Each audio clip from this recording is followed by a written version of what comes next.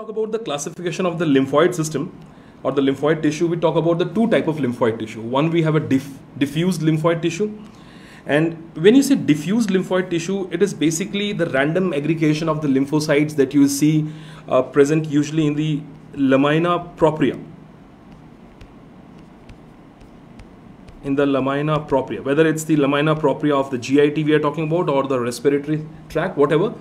So just a random aggregation of some lymphocytes present in the lamina propria of the GIT or respiratory tissue, that is called as a diffused lymphoid tissue. And then we have the dense lymphoid tissue, and this dense lymphoid tissue could be of two types. I mean, you can broadly divide this dense lymphoid tissue in two types. We have this called as, one is called as a MALT, which is mucosal associated lymphoid tissue. Mucosal associated lymphoid tissue, which can be of further many types like GAL, the gut associated lymphoid tissue. It can be RAL, the respiratory associated lymphoid tissue, or you can the pulmonary associated lymphoid tissue also. So where you have these pairs, patches or solitary nodules which are present in the lamina propria of maybe in the respiratory tract, maybe in the GIT. So those are called as a mucosal associated lymphoid tissue. As you can see some examples in there, like the solitary nodules can be seen.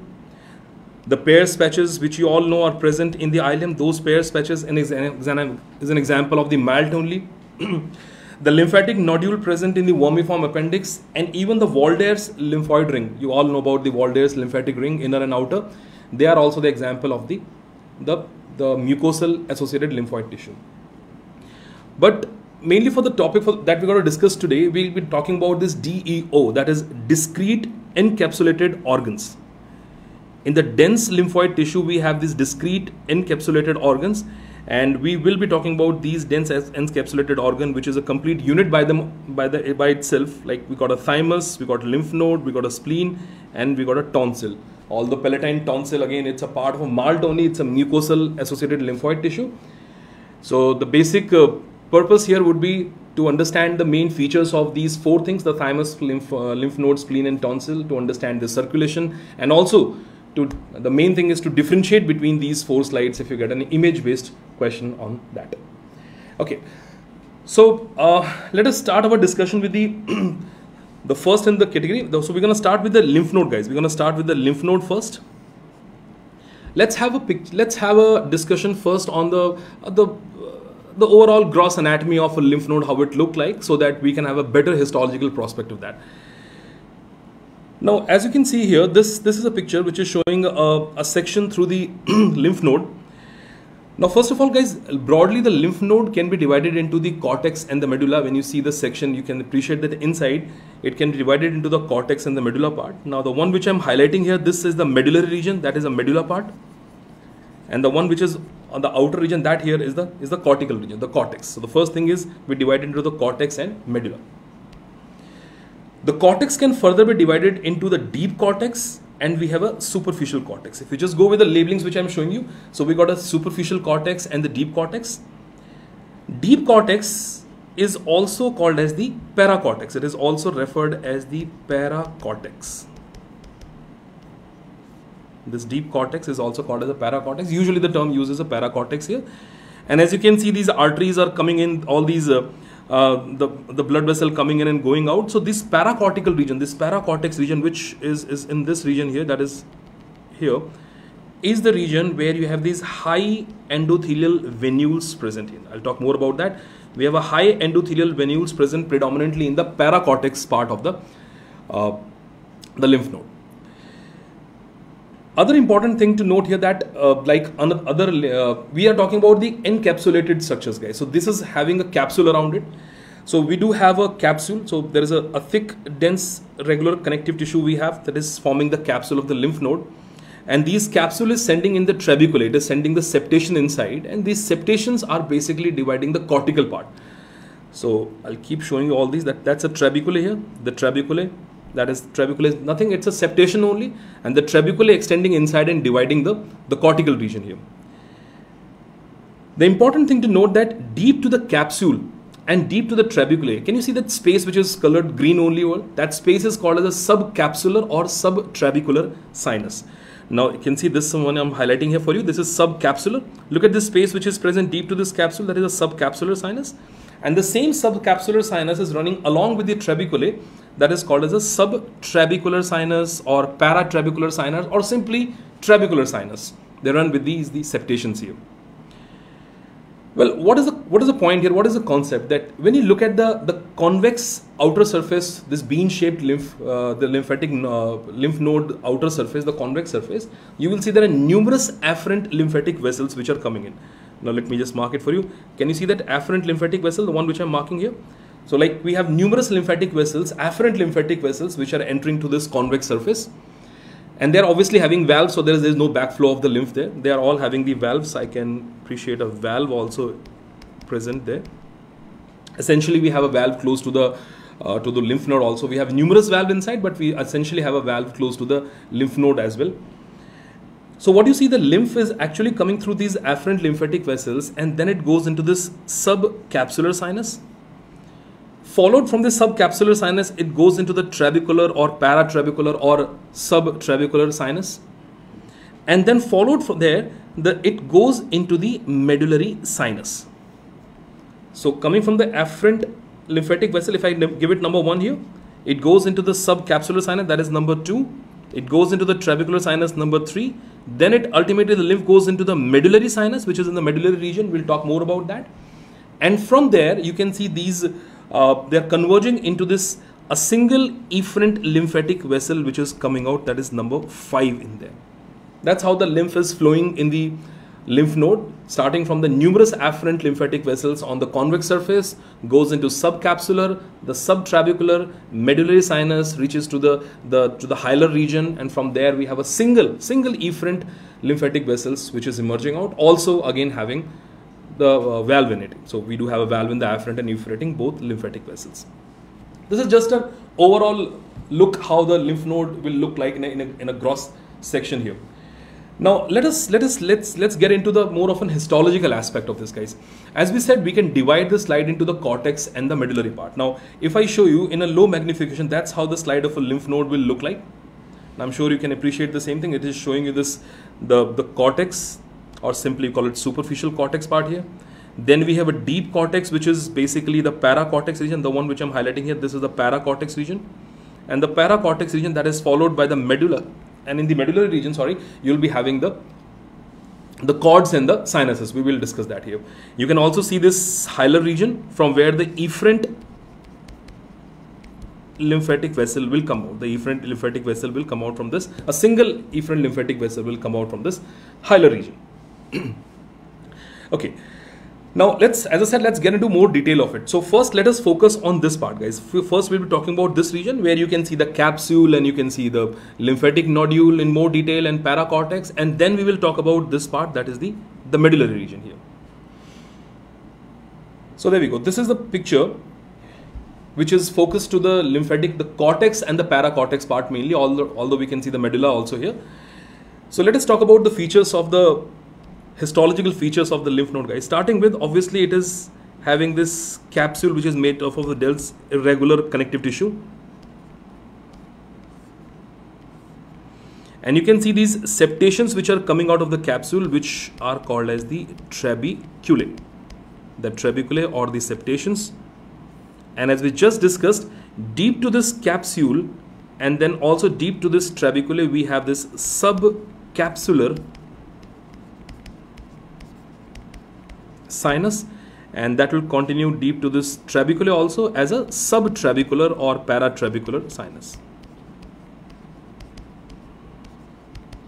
I'm just trying to label them so they are at least readable when you see them in the soft copy. So one thing is that we do have cortex and medulla in case of the lymph node, and that is not the case in spleen. When we'll go to the slide of this spleen, there will be no cortex and medulla, so it's all mixed up there. So we do have a cortex and medulla, and what you can see here, that lymphatic nodule are essentially present in the cortex part here. So these are here the lymphatic nodule.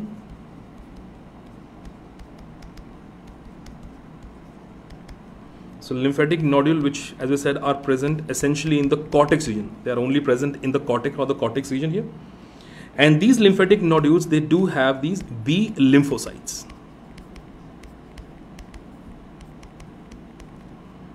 They predominantly have these B lymphocytes present in these lymphatic nodule. If you see a lymphatic nodule without a pale stained region in the center, then it is a primary lymphocyte that you can see in there. I'm just writing a primary here. And this one you can see there is a pale stained germinal center in here. You can see this germinal center. That's a secondary lymphatic nodule. That's a secondary lymphatic nodule where you can see the pale stained center. So we have more of a lymphoblast present in the center, and then they mature and they move toward the periphery actually. So the central part is basically pale stained here. And then we said, guys, we have this paracortex region. See, let me tell you what I'm going to do is I'll send you these slides. I'll make sure I'll send you two slides, one labeled and one unlabeled, so that whatever I'm writing and I might be hiding few features in this because of all these labeling. So you will be having this unlabeled slide as well. Now look at this. This region here is the paracortex, or the so-called as the deep cortex region. So this is the paracortex. And paracortex region, part of the lymph node, is mainly having the T lymphocytes, guys. This is the one which is having the T lymphocytes. And these T lymphocytes, because of the T lymphocytes present in this region, that is the paracortex region, is also called as a thymic dependent zone as well. That's a question asked once in the exam. The paracortex region, part of the lymph node, is called as a thymic. This is a thymus dependent zone. This here is the thymus dependent zone. We'll go into more enlarged view of this the part. And now look at this whole thing here. This is what you have, where you have these medullary cords and sinuses. And what exactly medullary cords and sinuses are, we will see that. So broadly what I'm saying is that we have this encapsulated slide you're looking at. That is, we have a presence of capsules there. We have a distinct cortex in the medulla. The junction of the cortex and medulla is called as the paracortical region or paracortex, where we have predominantly the T lymphocytes, the thymus dependent zone, and we do have these lymphatic nodules which are arranged or aligned in the cortex part, which may be having a germinal center or may not be having a germinal center, depend upon whether it is exposed to the antigen or not. And then in the middle part, in the medullary region, we got the medullary cords and the sinuses. Okay. Now, if I just focus on one lymphatic nodule, let me take, guys, this portion in more. Let me zoom in this region here so that we can see it more up close. Look at that. Now, can you see that? This clearly here is the capsule part, right? That's a capsule region. You can clearly see that subcapsular, and you can see the trabecular also. I'm just writing T for the trabecular. And can you, I hope you can appreciate that space over there. The subcapsular and the subtrabecular sinus can be seen. Look at that. This obviously is the germinal center. Once again, that is the germinal center. And this whole thing is the lymphatic nodule. That is a lymphatic nodule. And just below that or deep to the lymphatic nodule, that will be the region for the paracortex. So just to show you one more magnified picture of that. And there will be a very major difference between the lymphatic nodule that you will see in the lymph node and in the spleen. In the spleen, there will be the arteriole that you can appreciate there. In this, there is no arteriole present inside here. Okay. Now, if I take your attention to the middle part, that is the medullary part here. Now, look at this picture, guys. That's again, it's a magnified view of that medullary region where we have medullary cords and medullary sinuses. So now these discretely arranged lymphocytes which are present, look at this cluster here, look at this cluster here. Now all these are called as the medullary cords. So these are the medullary cords here, and these medullary cords, they do have B lymphocytes. They do have B lymphocytes. They got the plasma cells, and they obviously also have these macrophages. The B lymphocytes, plasma cells, and macrophages, and these are the random clusters of these lymphocytes and plasma cells which are present in the medullary region. That's why the name given to it is a medullary cord.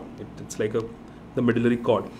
And what you see in between these medullary cords, we have these endothelial line spaces present, which are called as sinuses. These are the medullary sinuses. Now look at that, guys. Look at this space in there. Look at this space in there.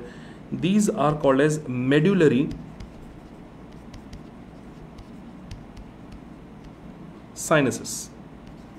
And just to remind you again, we said medullary sinuses are the one which are receiving the lymph from where? From the subcapsular and subtrabecular sinus, right? That was subcapsular and subtrabecular sinus. So that lymph coming from the subcapsular and subtrabecular sinus, it converges into the medullary sinuses, and from the medullary sinuses, it will obviously be going through the efferent lymphatic vessel, that single efferent lymphatic vessel that we have exiting from this, the concave part of the lymph node. So medullary cord and medullary sinuses. Now, let me tell you guys, these medullary sinuses, one important thing that you should know about, that they are traversed by the reticular fibers. We do have a lot of trabecular fibers which are present inside. Reticular fibers, I'm sorry. In thymus, there will be the reticular cells. We have a epithelio-reticular cells over there. We will talk about that. Here we have the reticular fibers, and they are the one which supports these, the B lymphocytes, the plasma cells, and the macrophages. So these medullary region, it is traversed by the reticular fibers. That is traversed by the reticular fiber, and this is the one which is forming the support system here in the parenchyma. So this is the one which supports these B lymphocytes. It supports the plasma cells and even all these macrophages. And this support system will be a bit different in case of thymus, where we will have all those appendages coming out of the epithelio-reticular cells connected to each other. We will see that here. So that is a section of the lymph node. So what we saw till here, we saw that in the, if I just quickly recap this thing, when you look at the convex part of the lymph node, then we have a lot of afferent lymphatic vessels entering inside. The lymph is drained into this subcapsular and subtrabecular region, sinuses.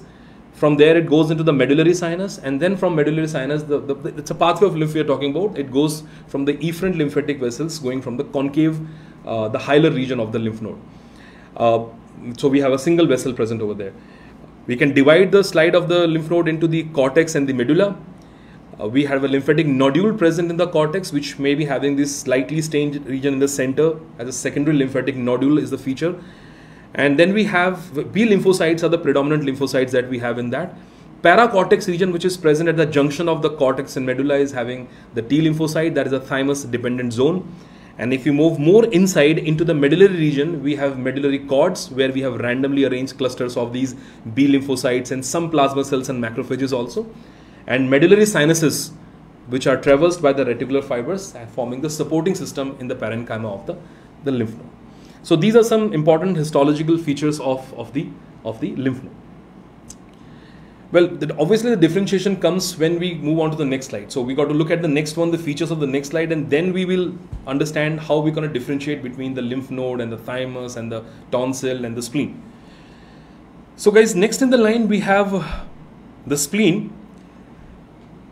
This is just a schematic presentation of that. We have open and closed circulation in the spleen and all that. We will come to that part later.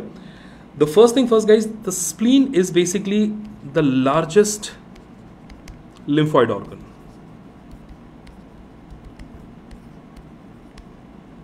It's the largest lymphoid organ, the spleen. And as we know that in fetal life it is hematopoietic.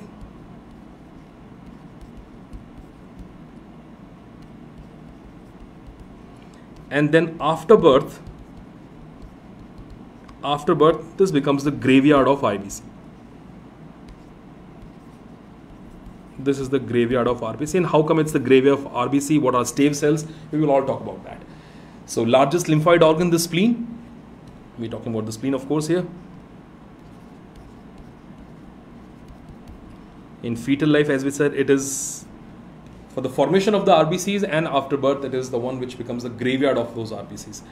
Okay, so let us see the differentiating features and the features of the spleen. So first let's see in a low magnification, guys. Let me put a slide here which is a low magnification of this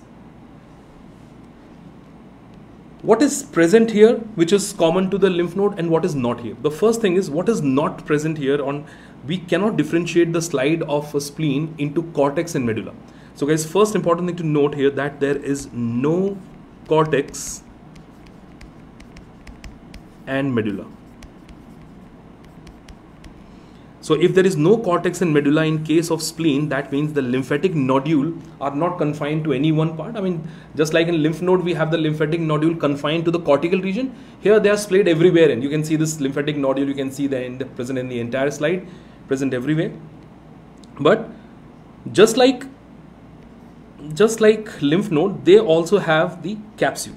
We do have capsule in case of lymph node as well. Anyways, we're talking about all these encapsulated organs, which is again made up of this dense collagen connective tissue only.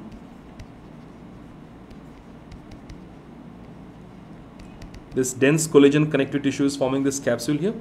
And we do have some smooth muscles also present inside. In certain mammals, the number of smooth muscle is way too much compared to human. We do have some smooth muscles also present inside the capsule, which basically is to pump these the blood outside the limb. So it slightly acts as a pulsatile organ only, the spleen, which helps in the repulsion of the blood out of the organ. So that is done by some smooth muscle which are present in the capsule region.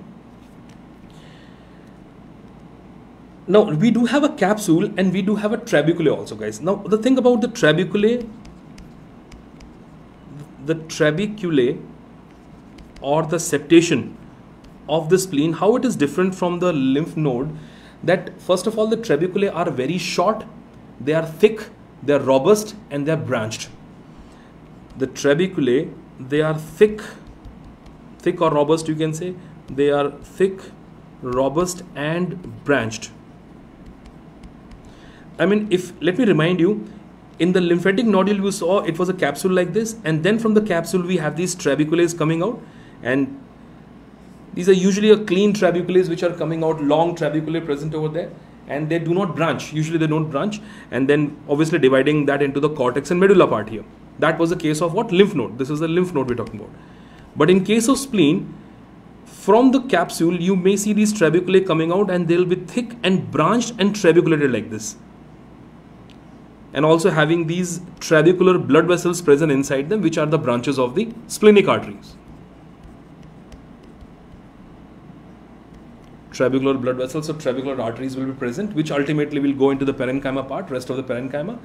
So these trabeculae are different from the lymph node. You will not see as clean trabeculae as you saw it in the lymph node. They are short, they're thick, they're branched.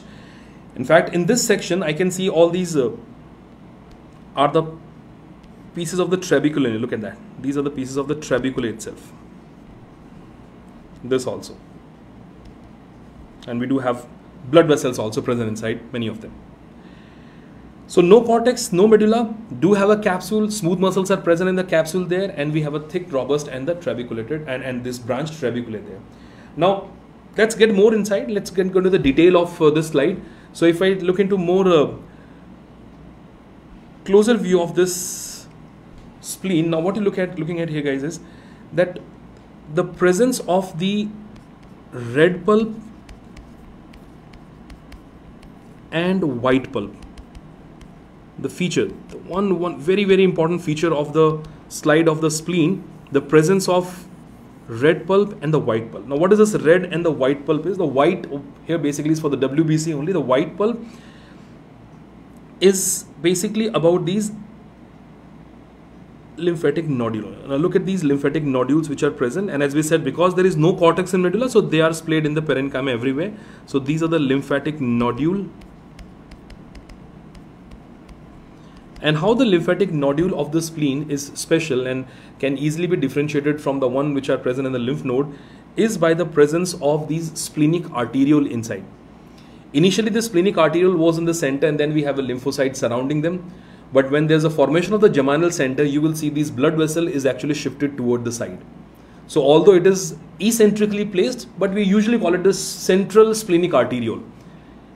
When we have like you're looking at here, this is the one. If I take example of this one, This is the one which is having a germinal center. This lymphatic nodule is having a germinal center. So blood vessel is not in the center, it is more toward the periphery, but we still call it the central splenic arteriole, which is actually eccentric in position because of the proliferation, which is actually shifted toward the side. So this here is the splenic arteriole. So presence of an arteriole inside the lymphatic nodule, it is very, very unique to the spleen.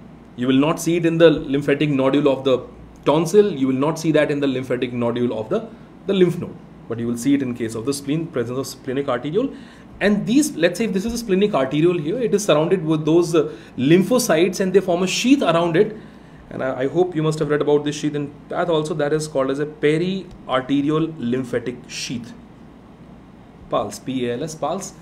So we have this blood vessel. I'll show it to you in one of the schematic picture also, that we have a blood vessel running through these lymphatic nodules, and they are surrounded by these lymphocytes, and they form a sheath around them, which makes it, the artery looks very prominent. The walls of the blood vessel look very prominent, and one of the reason is also because we have this periarterial lymphatic sheath which is present around it here. So guys, no cortex, no medulla there, but we have the red pulp and the white pulp. And what is white pulp? We said white pulp is nothing, it's just the lymphatic nodule only.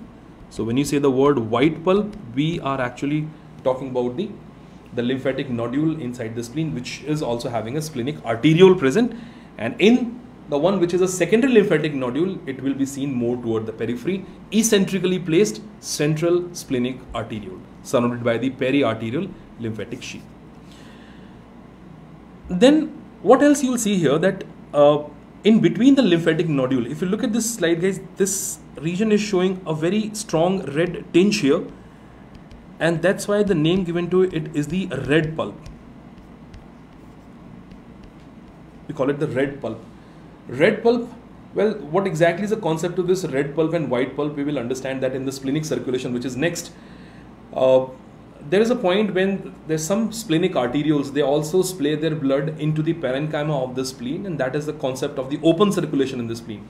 So this is because of the cells of the blood stream, especially the RBCs which are present in this parenchymal region, which is giving it this a strong red appearance in a fresh section, and that's why the name given to it is a red pulp, because we have the RBCs present over there, and we have other blood, circulatory blood component as well. So the presence of the RBCs and presence of red pulp is basically an indication of the open circulation. Presence of an arteriole inside the lymphatic nodule suggests you that we do have a closed circulation. Obviously we have blood vessel there, and presence of RBCs in between these lymphatic nodule, in between these white pulp region, is an indication of an open circulation, which we will talk about in a while. Let me just enlarge it even further guys. If I enlarge it even further and look more closely, and look at this here. So I'm just showing you one picture here, of a picture here in which you can see a lymphatic nodule. This is that here is a lymphatic nodule here, right? That is the splenic arteriole. I'm just writing SA splenic arteriole. This here is a lymphatic nodule.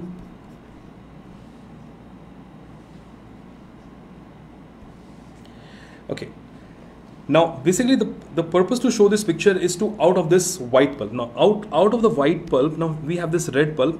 In this red pulp, what you will see, we again have these the splenic cords and splenic sinusoids are present guys. If you again see, we have the cluster of the randomly arranged these lymphocytes present in there. We do have amount of lymphocytes and plasma cells present in this region also. So these are called as the splenic cords of Billroth. You must have heard of this name, splenic cord of Billroth. This also is one of the question asked in the AIIMS. Splenic, the cords of Billroth are present in what? They are present in the spleen only. And this splenic cord of Billroth, what they have, what exactly they are made up of? Actually, they are made up of the loose connective tissue. It's not dense, it's present in the capsule. We do have a loose connective tissue present here. We do have a loose connective tissue present here with obviously the plasma cells. We do have plasma cells, and obviously we have the macrophages and the lymphocytes. And what's the function of those macrophages? We'll also discuss that in the upcoming part.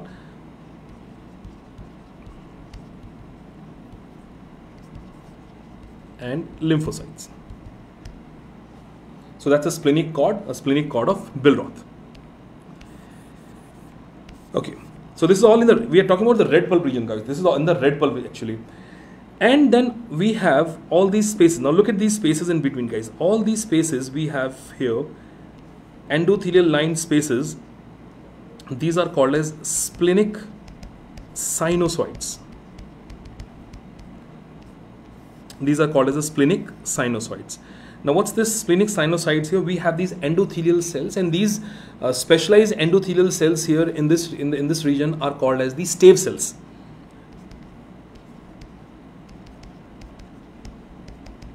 We got the endothelial cells present here, which are, because of the specific arrangement, we call them the stave cells. Like a stave of a wood, guys, when you look at the stave cells, these endothelial cells, the basement membrane of these endothelial cells is actually disrupted. So we have like openings present in between. Let us say I'm looking at these sinusoids here. So we have these endothelial cells present here, and you can see there are gaps in between. We do have these gaps in between. These are the endothelial cells, and these gaps in between are the one which are actually allowing the passage of the RBC to come in and go out here. And the size of these openings in between is around 2 to 3 micrometer. So that's the size of of these openings, this discontinuation basement membrane that is present in between. The concept here is that RBC, if RBC is within its life cycle, then RBC is flexible, and that can actually go through these spaces and can enter into the sinusoids here. So RBC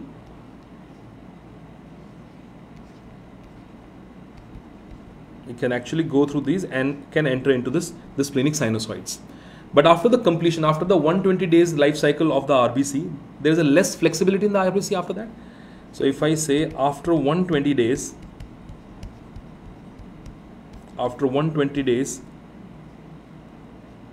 so we have this flexibility going down,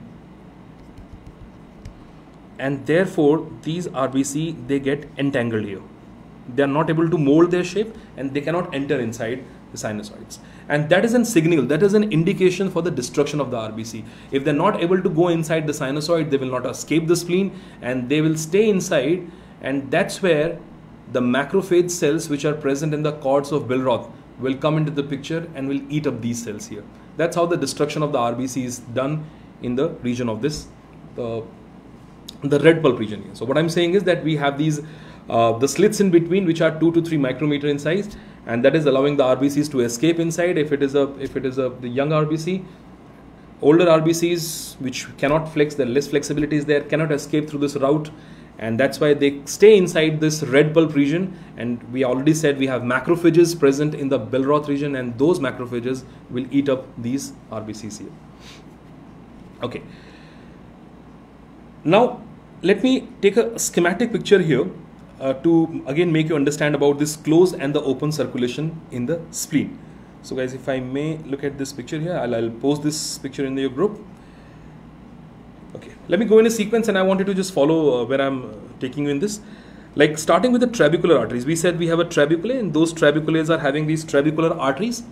These trabecular arteries, they become the central artery of the lymphatic nodule. You can see all these lymphocytes present over there. So we have a lymphatic nodule or the splenic nodule there.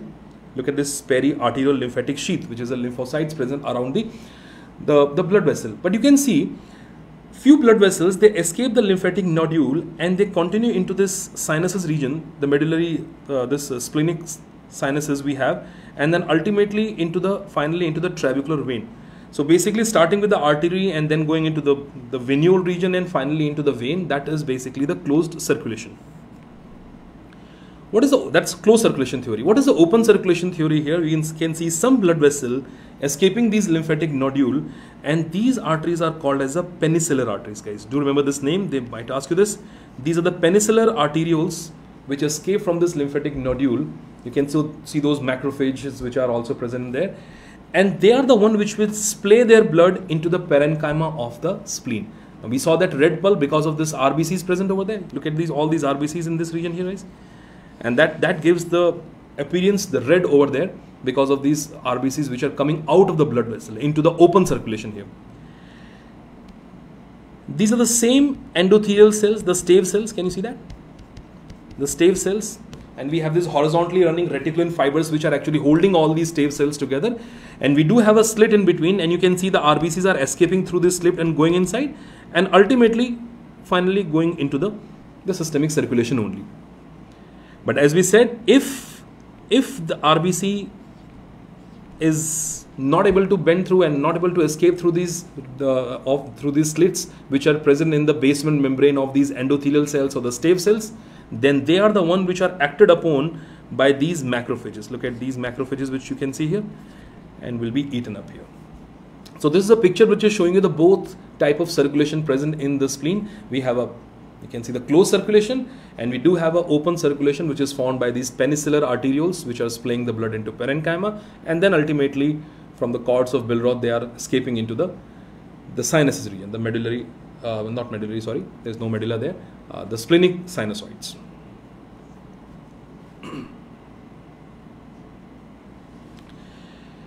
Sure guys, moving on to the next one. So we talked about the lymphatic lymph node, and we talked about the spleen. If I just very quickly compare the two, so both the things, what both are having, they both are having a capsule, common thing. They both have trabeculae, but the difference, capsule, the lymph node is having the capsule which is relatively thin, long and unbranched, whereas in spleen we have a short trabeculated and robust, the trabeculae is present. We do have subcapsular and subtrabecular sinus in the lymph node, nothing of that sort in case of spleen. There is cortex and medulla in case of lymph node, no cortex and medulla in case of spleen. And then we can see we have all these the lymphatic nodules present everywhere, everywhere in this spleen, and we do have an arteriole present which was not there in case of obviously lymph node, and that's a splenic arteriole there. And we do have in the parenchyma the signs of the RBCs present over there, which is indicating of an open circulation. That's why I divide the section into the white and the red pulp region. Chali, moving on to the next one. The next slide here is the slide of the thymus. So look at this picture. This is a slide of thymus here. So guys, thymus out of all these is one central lymphoid organ. It's a central lymphoid organ. And one important thing about the thymus is the dual origin. See, there's a special name given to this because of this. There is a dual origin of the thymus. Now, what is the dual origin I'm talking about here? The epithelio-reticular cells. The epithelio-reticular cells, they are the one which are derived from the endoderm of third pouch. Well, I'm saying pouch, then I don't have to say the endoderm. Pouches are endodermal only. So these epithelio-reticular cells are derived from the endoderm of the third pouch, whereas the lymphocytes will be derived from the mesoderm. That will be derived from the mesoderm of the pharyngeal arches only. So because of this dual origin, there is a name given to this thymus is also called as the lymphoepithelial organ. This is called as a lymphoepithelial organ.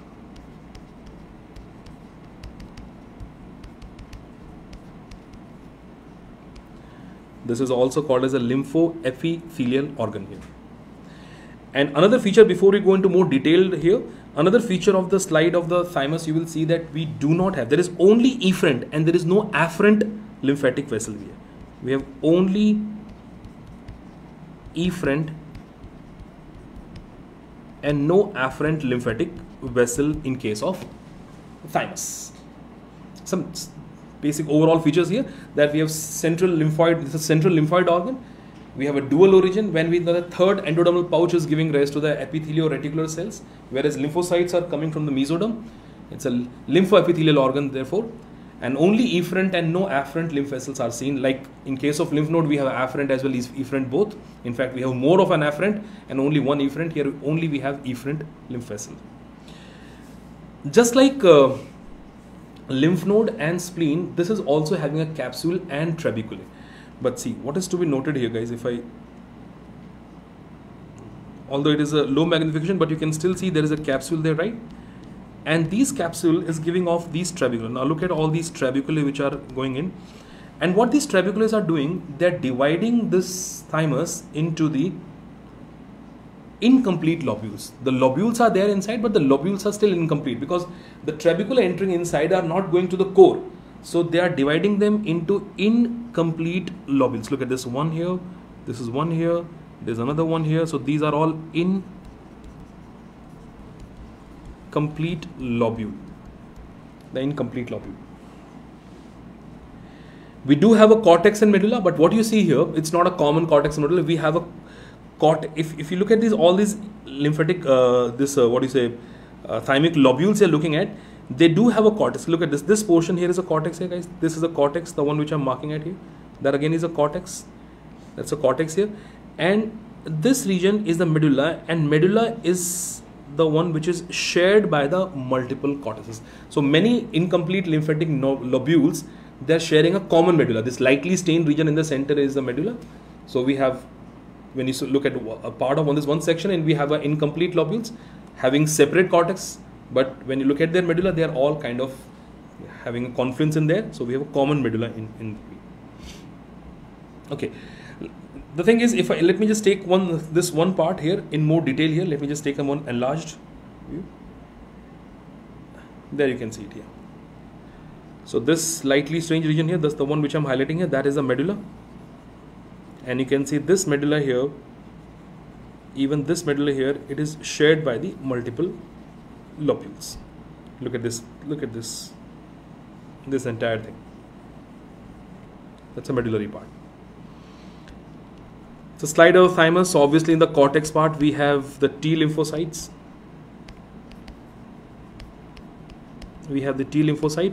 And you know, for a strange reason, out of the majority of the T lymphocytes which are formed in the thymus, most of them, they die in the thymus itself, and very few escape. They go out of this escape route of the thymus, but very few are the one which are escaping here. Majority of the T lymphocytes, they die in the thymus itself. There is no lymphatic nodule. The one differentiating feature you'll see here, that there is no, there is no lymphatic nodule. We do have a clusters of the the lymphocytes present, but they are arranged and packed into the cortical region. But as such, we don't have any lymphatic nodule like in case of spleen and the lymph node. Now, if I take you more close to this part, into the medullary part, guys, let's see one picture in which you can see more close into the medullary region. So what you'll see, that in the medullary region, I hope you can appreciate these cells. Now look at the one which I'm marking. Look at this one here. I'm pointing out these. Look at this one. These cells are called as the epithelio-reticular cells. These are epithelio-reticular cells. And these epithelio-reticular cells, what is the feature that you see? I hope you can appreciate in that slide. These are having these pale staining oval nuclei.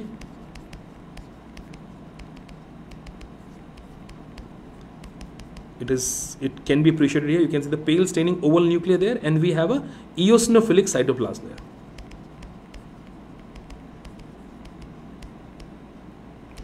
Pale staining oval nuclei and the eosinophilic cytoplasm. See, the thing about this epithelio-reticular cell is, now let us say if this is one epithelio-reticular cell I'm looking at, and these having these appendages which is attached to the neighboring reticuloepithelial cells like this.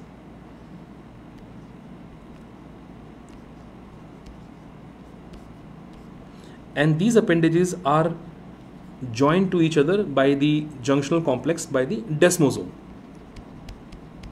So these epithelio-reticular cells, they are connected by the desmosome, and that's how they are actually providing the support framework for these thymocytes, or you can say lymphocytes.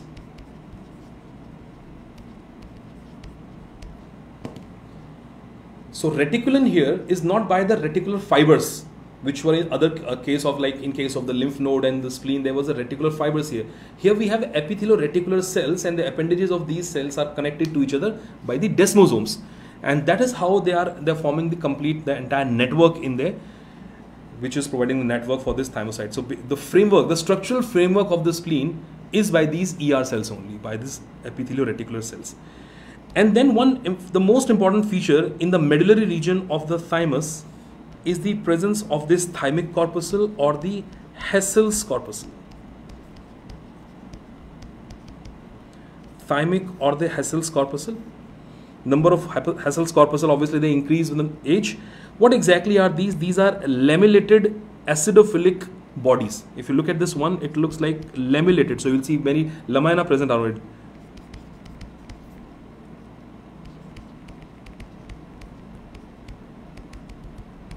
These are lamellated eosinophilic bodies. In the center, you have the hyaline matrix or hyaline masses present. So we have a central hyaline mass, which are having this central hyaline matrix or central hyaline mass, something like this, and which is surrounded by these dying reticuloepithelial cells.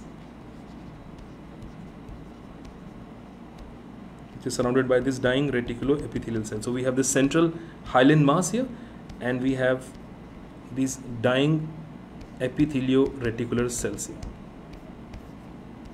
So it's very prominent. With the age, the number of Hessel's corpuscle will increase, and that becomes one of the main identifying feature of the section of the slide of the thymus here.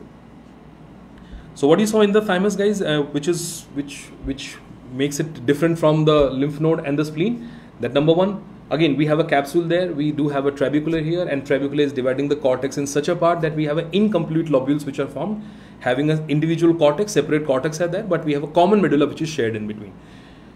No lymphatic nodule, so we have lymphocytes, the T lymphocytes, which are actually present in the periphery, in the cortex part. The central portion, which is having less number of these lymphocytes, so it is more pale stained, and we have more of a epithelio-reticular cells present here, which are itself pale staining cells. And they form the main meshwork, the main network, the main structural framework for the thymus, connected to each other by the desmosome and supporting these and all thymocytes. In the medullary region, you'll also see these eosinophilic bodies present in between, which are called as Hessel's or thymic corpuscle, one of the main identifying feature, having this central hyaline mass and which is surrounded by these dying reticuloepithelial cells. And very lastly, I'm gonna go to this one last slide, which is very easy to differentiate because it's just about now the comparison, guys. We already know about lymphatic nodule. So what you see in this slide, we have lymphatic nodule. Now, obviously, this is a picture which is having all these lymphatic nodules are present in there. So one thing, we have presence of lymphatic nodule. Capsule is also present, but it is not to be seen here because the slide is quite wide, and to show the epithelium, I have to hide that capsule part.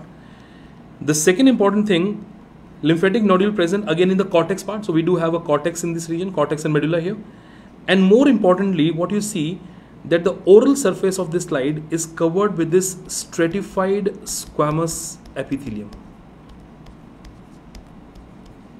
And you can see this stratified squamous epithelium, it is actually indipping inside this oral surface of this palatine tonsil. These are called as a tonsillar crypt, the tonsillar crypt. So presence of the lymphatic nodule, obviously without those arterioles, because if there was an arteriole present in the lymphatic nodule, then you might confuse it with the spleen. Obviously there is no arteriole in there, so we have like lymphatic nodule just like the lymph node we have in there. Stratified squamous epithelium which is facing toward the oral surface, and the presence of the tonsillar crypt. Like the three things are good enough to identify it is a slide of a palatine tonsil. It is a slide of the palatine tonsil. So usually people don't confuse this slide actually. The only confusion might come with the lymph node. So just make sure that you look at the stratified squamous epithelium, and I'm kind of sure about it. If they give this slide in the exam, they will make sure that the crypt or the stratified squamous epithelium or both will be shown in such a way that you can easily differentiate it. Because if once I hide the stratified epithelium and the tonsillar crypt, then it becomes a bit difficult to differentiate between the lymph node and this one. Although there are other features also, like medullary cords and sinus, which is not in there. If you look at the entire section of the palatine tonsil, more into the basal surface, more toward the lateral side, you might see some skeletal muscle also. I'm sure you all know that the bed of palatine tonsil is formed by the superior constrictor muscle, and superior constrictor is a skeletal muscle.